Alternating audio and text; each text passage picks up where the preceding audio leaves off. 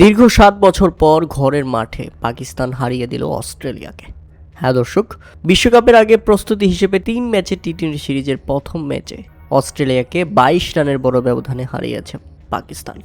উল্লেখ্য, প্রথমে ব্যাটিং করতে নেমে নির্ধারিত ২০ ওভারে ৮ উইকেট হারিয়ে ১৬৮ রানের লড়ক সংগ্রহ দাঁড় করায় পাকিস্তান। দলের হয়ে সর্বোচ্চ ২২ বলে ৪০ রান করেন কেবল সাইম আইয়ুব।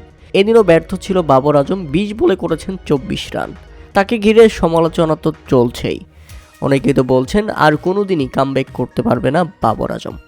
বাবর আজম শেষ হয়ে গেছে। তবে যাই হোক, প্রথমে ব্যাটিং করতে নেমে দারুণ শুরু করেন ট্রেভিস হেড। যে শুরুটা করেছিলেন তাতে মনে হচ্ছিল কয়েক ওভার হাতে রেখেই জিতে যাবে অস্ট্রেলিয়া, কিন্তু না, মুহূর্তেই ছন্দপতন। ১৩ বলে ২৩ রান করে ফিরে গেলেন ট্রেভিস হেড। দলের অধিনায়ক যখন ব্যর্থ হলেন, এরপর যেন তাসের ঘরের মতো ভেঙে পড়ল অস্ট্রেলিয়া। একের পর এক উইকেট। তাদের নির্ধারিত ২০ ওভারে ৮ উইকেট হারিয়ে ১৪৬ রানের মধ্যেই থেমে যায় অস্ট্রেলিয়া, আর ২২ রানের জয় তুলে নেয় পাকিস্তান। অস্ট্রেলিয়ার হয়ে দুর্দান্ত বোলিং করেছেন এদিন অ্যাডাম জাম্পা।